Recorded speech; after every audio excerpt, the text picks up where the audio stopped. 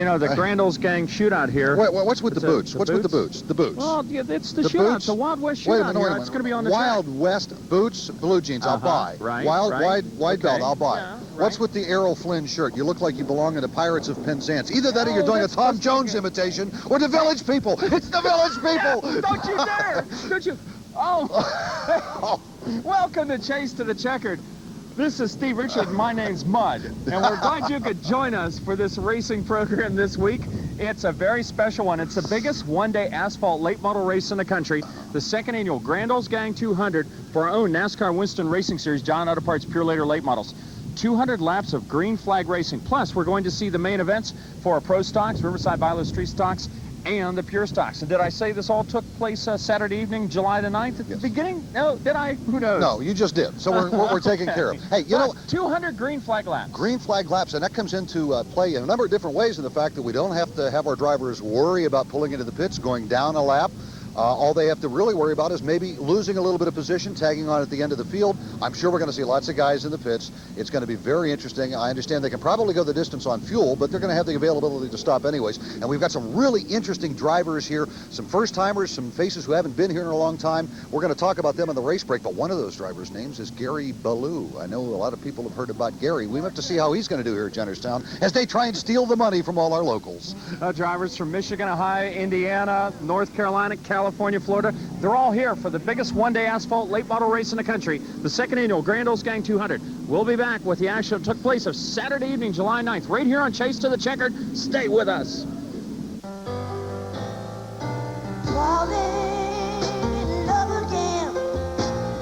What am I to do? Introducing a whole new reason to fall in love with Pizza Hut. Now when you order any medium or large pizza at menu price, you get free salad, free breadsticks, and dessert pizza, it's free too. What am I to do? You can come on down to Pizza Hut, because a deal this good is love at first sight.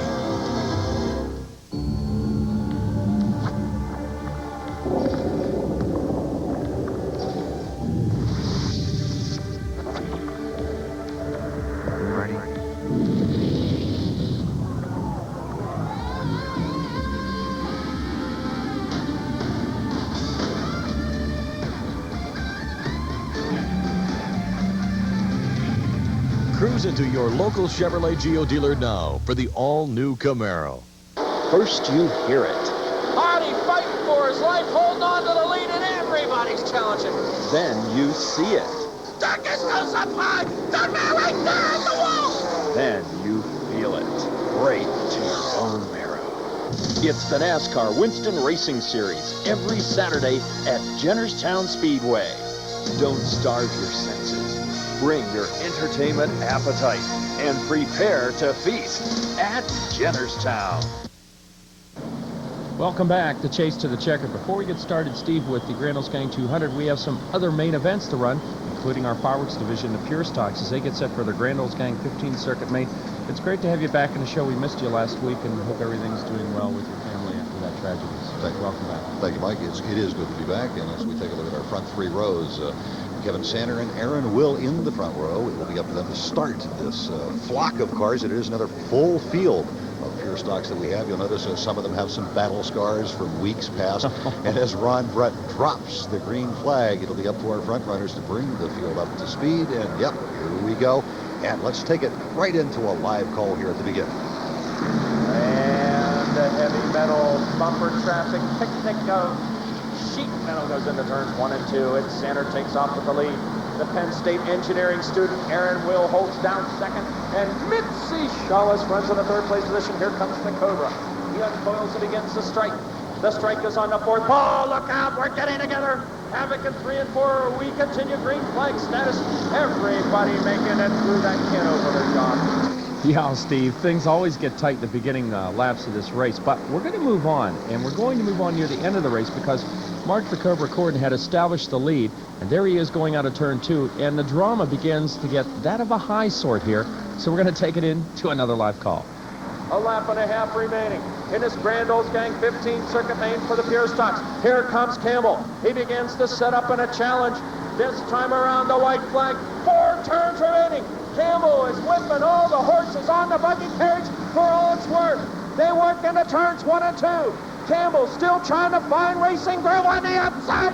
He pulls up to the outside of the Cobra. Someone dial 1-900 Polaroid. I feel a photo finish coming. Through turn 3 and 4. Campbell keeps whipping the horse down the front straightaway. The checker comes. Here's the drive race. Oh, it's the Cobra. Mark Corden picking up yet another feature win here at Jennerstown. There he is in victory lane, big smile on his face. He's been one of the dominant, if not the dominant driver in our pure stock division. And let's take a look at our top 5 finishers. Dan Campbell just not quite having enough horsepower to take Corden down the stretch. Has to settle for second, followed by Sander, Bacalon, and Aaron Will. Back in victory lane, and there is Mark Corden and company. You know, Mike, we have a number of other features to run tonight, including our Thunder and Lightning division. Yeah. Yes, the Riverside Bilo Street Stocks, and another good field of cars as they work their way down the back straight on their parade lap. Everybody's all lined up and set to go. And what we're going to do is we're going to set things up for you and show you who's on the front 3 rows. Randy Dietrich and Carl Trevero in the front row get to start the field. Marty, I'll personally guarantee it, Edwards, Mark Berkey, Brian Audie, and Dave Wilt in tow. And these guys have been putting on some excellent races over the last couple of weeks. I would expect nothing less than that from them tonight. And as they come out of the final set of turns, again, it's going to be up to Ron Brett to drop the green flag. And Randy Dietrich on the pole is going to try and bring the field up to speed. But right off the bat, he's a little bit slow. And boy, let's go to a call. Oh, Mabel gets the refrigerator door handle handy. We're trying to make a sandwich job for the lead, but it dissipates. Oh, we're 3 wide in the battle for 4th. We're not going to make it. Look at this. Oh, let's put some money on this one. I don't know if we'll make it through 3 and 4. We're still 3 wide. Everybody gets through cleanly. Unbelievable. The Riverside Bilo Street Stocks strapping it on down the front straightaway. Thunder and Lightning division, Steve. Why don't we call them the bumper car division? Hey, let's jump this ahead. We're going to move right here. These guys, the 75 of Audie and the 57 of Marty Edwards, they've been running like this side by side for over 5 laps. We're on lap 8, and this is the lead battle. Look at Audie in a rows number 75 work that low line as the 57 of Marty Edwards continues on that outside line with the La Nature Sparkling Water Monte Carlo. Neither of those drivers wants to give an inch, but Audie has been grooming the low side well enough that it looks like right here he's going to establish that position. But the determined Edwards continues to try to get up on him on the outside. He can't do it, and Audie will take the point position. And what we'll do is after seeing Marty Edwards give up the lead position to Audie, we're going to move ahead in the event. This is lap 13, and guess what? Same 2 cars, but it's Marty Edwards trying to get the lead back from Brian Audie, and we've gathered some other cars in the back, including the likes of Dave Wilt and Mark Berkey. But it is still this side-by-side battle of Audie and Edwards. And they've switched different grooves here, definitely showing that the cars are working when you can go inside of one, outside. They were the other way around the last time we saw them in the earlier edits. But here it is, Marty Edwards, a Jeanette, Pennsylvania driver trying to squeak through. Dave Wilt sneaks behind him. And look at this, just dropping down low is the Bullet, Sean Bean. He's trying to switch grooves out there. Jennerstown, of course, is noted as a wide racing service with a lot of different grooves that you can run on the track, and they're certainly proving it here. Here comes the Haas taking CS number 3, Dave Wilt. He dives to the low side as Edwards holds the lead, and now Audie's threatened to be boxed on the outside here, but watch this. He goes up high, and then here comes Sean the Bullet Bean, the Somerset, Pennsylvania driver in the Ford Thunderbird. Marty Edwards bound and determined to get that win tonight. He already gave up the lead position once, but he's not about to give it back again by the looks of it. He gets a flock of cars, and oh no, a spin by Sean Beam running in 3rd place, collects some other cars. This happened on lap 19, so we're going to restart the event. Green, white, checkered to go. 2 laps, right, Mike? Yeah, but watch what happens here. Keep your eyes on that white car, Marty Edwards leading this event. He thinks different than the amount of laps that are left, so we're going to concentrate on that, and then maybe the call will help us. But here comes Audie closing in a hurry, and he's bringing Dave Wilt with him. This time the white flag will come out. There is 1 lap remaining. Now Brian Audie's cut up to the back bumper. Oh, look at this. Edwards holds his hand out the window. Did he think he won the event? This is confusing. Audie now goes a little. I think Edwards thought that was a checker. Oh, what's going on here? They work into turn 3 and 4. Audie to the low side. Edwards hangs it out high. Look at this. Oh, no, we get together. Oh, Wilt right there, and Audie wins this thing. Unbelievable. And not only does Audie pick up the win, Dave Wilt picks up 2nd, and Marty Edwards has to settle for 3rd. There's a good shot of a very happy Brian Audie in victory lane. I'm sure he did not figure that this win was going to come quite this way. An interview with Marty Edwards. Yes, in fact, he did think that that was the checkered flag situation. He was looking at the lap board rather than the flagman. It's a mistake I'm sure he'll never make again. And Brian Audie says, hey, I'll take a mistake like that anytime if it means I'm in victory lane. Stay with us. We'll be back. Hi, I'm Roy Hawkins, Admissions Director at Vale Technical Institute. I'd like to welcome you to our careerathon. Today, we're going to give you the opportunity to get into an exciting career in the automotive field. Vale Technical Institute has been training automotive technicians since 1946. We offer programs in areas such as body and fender, automotive mechanics, automatic transmissions, and electronics. Today, I brought with me Mark Reynolds. Mark, you're currently the instructor in the paint and refinishing department, is that correct? That's right, where I've been an instructor at Vale for about 15 years. Okay, good. And you're a graduate of Vale Technical Institute, is that correct? Yes, I graduated from Vale in 1971. Okay. How do you see the outlook for students in the paint and refinishing department right now? I think it looks quite good, Roy. Someone who's highly motivated and well-trained can do quite well in this industry. Okay. I see you brought with you Don Buterball, one of your students. Don, how are you doing today? Fine. How are you, Roy? Good, good. You're currently in Mark's class. How do you find the class? It's a great class. You get to work with all the latest paint and the latest paint technology. Do you find it's going to prepare you for the automotive industry? It sure will, Roy. You'll be able to get a job most anywhere. Okay, great. Thank you for your time, Don. What I'd like to do now is let you know that right now our admissions representatives are standing by. They're here for your call. Call now. Don't wait. Get that opportunity going today. Welcome back. Pro Stock's out on the racing service for the Grand Old Gang 25 Circuit Main. As they work down the back straight, Steve Areno, we're going to post up those top three rows. I see Kelly Shawless is on the point. Yeah, as a matter of fact, we've got some good talent up front. Kelly Shawless, Jerry Wisner, Alki Cunningham running as a sophomore, Bob Arsenberger, who's been in victory lane before, Dave Haupt, and Denny Wingard rounding out the front three rows. This sight and sound and color, the mechanical caterpillar, as you like to call it, coming out of turn 4 and just about ready to start the race. Ron Brutt will drop that green flag, and everybody comes up to speed together, and we're going to run, oh my goodness, 3 wide down the front straight to start this thing off. Will we make it? Yes, indeed. We're still 3 wide going through the turn. Unbelievably, everybody shuffles around. There's a little bit of door knocking going on, but the critical part of any race is the first lap or two, and right here, the first 2 turns, everybody's able to reshuffle and find their own racing groove at this point. Jerry Wisner, a truck driver by trade and a flying Sunday school teacher, has a lead. Look at Dunbar back here. He's trying to move up through the field. It looks like Denny Wingard had problems. We're going to jump ahead, though. This is a 3-wide battle developing for 5th, and as it does, we're going to take it right into a call. Oh, look at this out of turn 2, 3 wide. Oh, we're not going to make it. Somebody's got to give. Watch turn 3. Keep the camera there. Oh, and Denny Wingard backs off, but we would have had a major miscue. Denny Wingard backing off and showing that discretion sometimes is the better part of valor, as Chucky Kessler does manage to grab that 5th place position. We're going to move ahead in the event. This is still the battle for 5th between Kessler and Wingard, but as the camera pulls back down the front straight, this is the battle for the lead, and it's Jerry Wisner trying to hold off the likes of Dave Haupt, and as the trailing cars battling for 3rd get into the turn 1 behind, and Kelly Shawless gets together with another car. They rub the fenders. He just misses hitting the outside retaining wall. We're going to pick the action back up. Lap 10, nobody hurt in that incident, and still on the point position. Battle for the lead is Jerry Wisner, but look what's going on behind him. Here comes Dave Haupt. Here comes the Johnstown driver, Denny Wingard, in the number 49 Pristos car, and we've got a 3-way battle going on here for the lead. Actually, let's make it a 4-way battle. Right now, though, Jerry Wisner has his hands full trying to hold off Dave Haupt. Can't do it. Haupt picks up the point. And as he does, he takes the AJ Furniture 20, number aluminum machine, down that back straightaway and starts to stretch it out over the New Creek, West Virginia driver, Jerry Wisner. Here comes Jeff Dunbar into the picture, Steve. The 6-pack Shack and Sports Bar, 07, dies to the low side. The Super's Ford Thunderbird 49 of Denny Wingard. And as they work down the front straight, they get real tight together.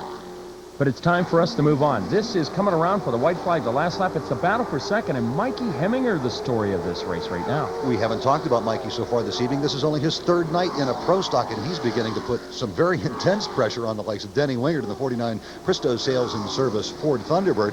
Heminger really not quite able to manage a good muster of a pass. Yeah, I think he's going to wind up settling for 3rd here. It's going to be his best career finish in a pro stock, and for only his 3rd night, that's very good. It's Dave Haupt, though, picking up the win.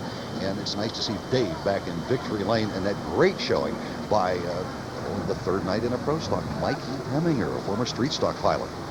Yeah, Hollywood Heminger does the job there. Denny Wingard, always a strong runner, finishes 2nd. Jeff Dunbar up through the field to finish 4th. Dunbar's been a dominant driver in this division, only mustering a 4th. Kessler hangs on to 5th. Well, back again into victory lane, and hey, it's time for a race break. This race break is brought to you by Pizza Hut.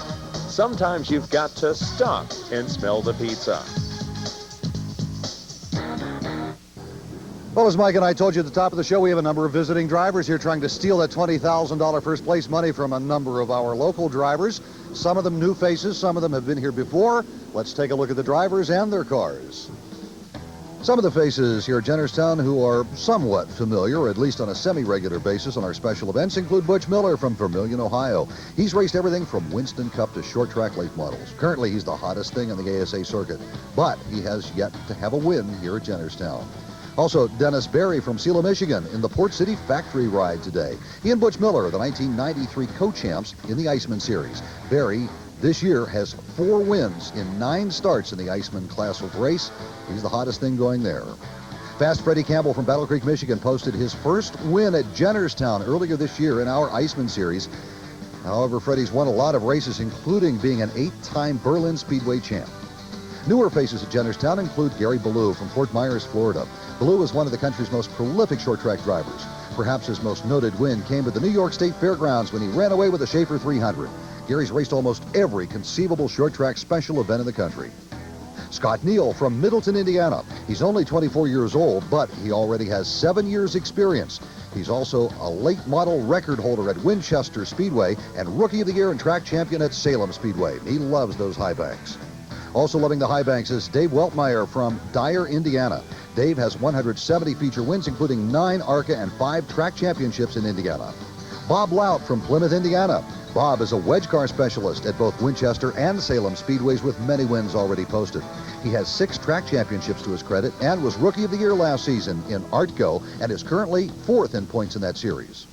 Mark Reed from Bakersfield, California. Mark recently moved from California to Charlotte, North Carolina, and he's competed in the NASCAR Winston West and Southwest regions. And finally, Gary St. Amand from Columbus, Ohio. Gary is currently running with the ASA and is a former All-American 400 winner at Nashville, Tennessee. And keep this in mind, Gary seems to always perform well here at Jennerstown. This race break has been brought to you by Pizza Hut. Sometimes you've got to stop and smell the pizza. Welcome back to Vale Technical Institute's Careerathon. Right now the phones are ringing. What you need to do is you need to pick up that phone, give us a call. Get your career started today in the automotive field. What I'd like to do right now is I'd like to introduce Kevin Brooks. Kevin, you work at Vale Technical Institute. What do you do there? I'm an admissions representative there. Okay. When you're interviewing a person, what are you looking for in a student? We're looking for someone that is very serious about getting a career going in the automotive field and is very highly motivated too. Okay, great. Thanks a lot for stopping by, Kevin.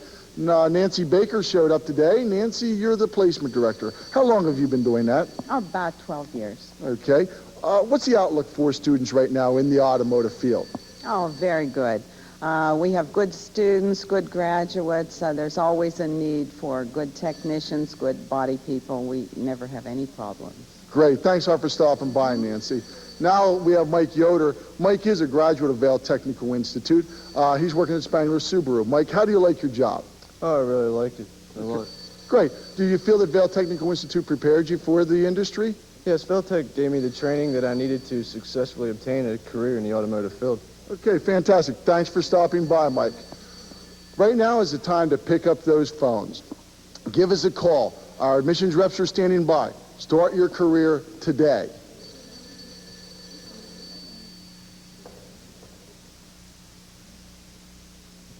Back with the headlining event of this week's program, Steve. It's the 2nd annual Grand Olds Gang 200 for the John Auto Parts Pure Later Late Models. 30 automobiles out there representing over $750,000 worth of racing machinery, some 20,000 horsepower, ready to be let loose under NASCAR Chief Starter Ron Brutt's green flag. The most prestigious one-day asphalt late model race in the country. $20,000 going to the winner of this event, $1,000 just to start. This is the event a number of race fans have been waiting for all season long so far, and after qualifying, this is the way the front three set up. Tim Ice, Glenn Galt, Charlie Cragen, Tony Raines, Butch Miller, and Steve Pellis. Almost reads like a who's who in late model piloting. And let me tell you, Mike, there's a lot of other big names behind those front 3 rows. Oh, people like Gary Ballou out there. He's in the middle of the pack. But watch this. We get the green flag, and here's this traditional drag race down the front straight to see who goes to the point position. And look, 2 regulars at Jennerstown, Tim Ice and Glenn Galt, continue side by side. The rest of the field gets through cleanly, but the Iceman down the back straight, who's always been so tough in long-distance events at the Laurel Highlands Oval, jumps right away to the lead with, ironically, an Oldsmobile on this all-sponsored event. And right now, it's the locals who are leading in the battle for this race to the checkered for $20,000. 3 of the front 4 runners being local drivers, though. And we can almost call one of our guys local. That's Tony Raines, who is out of Bigler, Pennsylvania, has periodically stopped to run at Jennerstown, but it is Tim Ice on the point, feeling the pressure from Glenn Galt, Tony Raines, Charlie Craig, and Steve Pellis. These guys must think this is a 200-lap fast dash, Mike. It seems that way. And as they work down the back straight, you still have a number of top local drivers out there. Steve Pellis and Rick Miller running, I should say, in the top 10 automobiles. Now watch this. The cars will come around out of here. We're going to move ahead right here in the video. Don't let it fool you. Boom. Lap 18, there was a spin-out by Dickie Harrington, the Plainwell, Michigan driver. That cools everybody off. Everybody's okay, though, so we're going to go back to racing action. And when we do, it's a battle for the lead. Here's the call. Oh, look at this, they hit! The battle for the lead, Golden Ice hit, and Raines says, I'll take over second. Look at this. Tony Raines takes over second momentarily from Galt. Galt will come right back up on him, but Raines says it's time to giddy up and go. Glenn Galt and Tim Ice hit in that battle for second. And Tony Raines now battles side by side with Glenn Galt as they work down the back straightaway. Tim Ice certainly has his hands full. As a matter of fact, so does Glenn Galt and Tony Raines at this stage of the game. All 3 of them, at the bat of an eye, could be in the lead of this event. One small miscue on part of one of these drivers, and either Galt or Raines or Ice take the lead. It is still Ice at the point position. Raines trying to make a move on the outside. Tony Raines, very familiar with this track, has not had a whole lot of success as far as luck goes here. He's trying to groom that outside line right now. Glenn Galt also very familiar with this track, but it continues to be Tim Ice on the point position. Raines will continue to work the outside of him. Originally from Montana, Tony Raines grew up most of his life in the state of Indiana, recently moving to Bigler, PA to run for Ernie Roselli in the Cleanburn 25 in the ASA circuit, and he's doing well here, jumping to the lead. Should mention, as we're going to get ready to move on in this event, that Gary Ballou broke early in the race. He would have been a factor, but he dropped out very early, Steve. Now it's time for us to move on. This is a battle for third. It's lap 65. Butch Miller in this thing as well, and it's time to take it to a call. Look at this, crank it up high. Look at Miller trying to steal everybody. Oh, he can't do it. Cragen comes right back up on him. My, oh my, Butch Miller fighting it out with Charlie Cragen. Cragen on ice. We're 3 wide out of 4 for the battle for third. Matt Ice slams the door on Cragen. Slamming the door on Cragen does Ice. Here comes Miller to the low side. Cragen up, lap 66. And this battle for third continues. Traffic ahead of this battle. In turn 4, Cragen up high, Ice sliding, here comes Miller down low down the front straightaway. Side by side, Butch Miller and Charlie Cragen. Miller going, oh look at this, wow, wow, 3 wide out of 2, Miller and Cragen on Ice, unbelievable, Miller and Cragen fight it out. Unbelievable racing action. Tim Ice has to be wondering what happened. It's charging Charlie Cragen. He's ahead of Miller now in 3rd place. Moving ahead in the event, lap 85, we had a mishap. Coming out of turn 2, Robbie Marhefka spins the car, but most importantly, against the outside retaining wall, that car just nudging out. That's our leader. That's Tony Raines, but he doesn't actually get stopped and hung up in the incident, so he gets his point back on the restart. Now we move on in the event, though. This is lap 109. Butch Miller's been moving up through the field to second, but a tie rod breaks on the Liberty Ford 52. Sends him out of the event. He was definitely a pre-race favorite. Unfortunate situation. That guy has nothing but bad luck.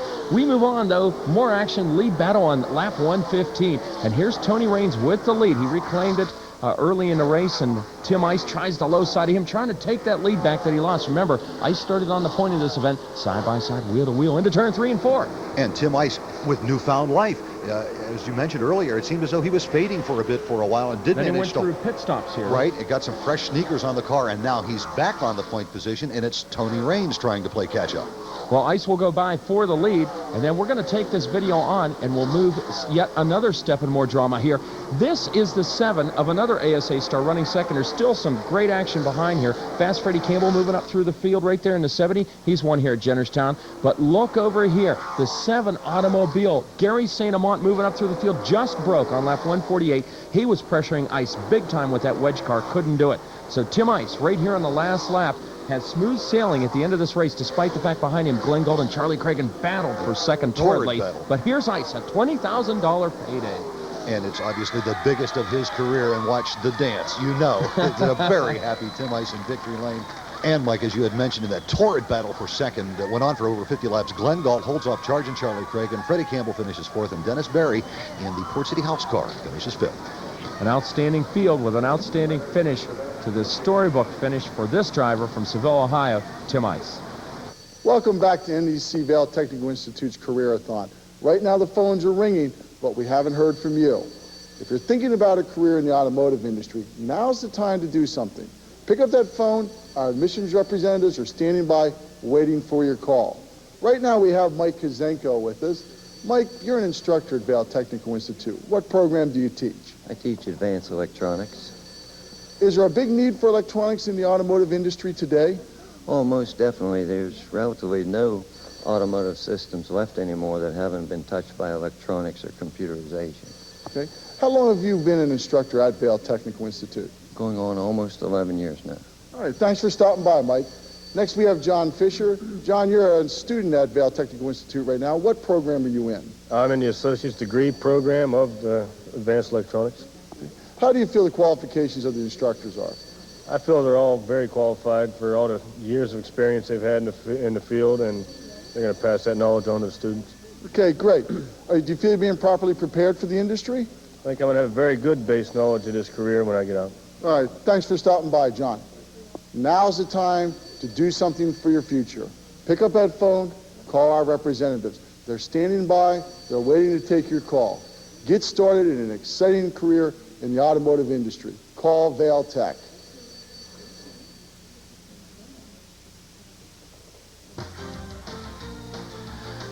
That concludes racing for this week. Don't forget, you can obtain $2 reserve seat discount coupons to Jennerstown Speedway at participating Giant Auto Parts locations.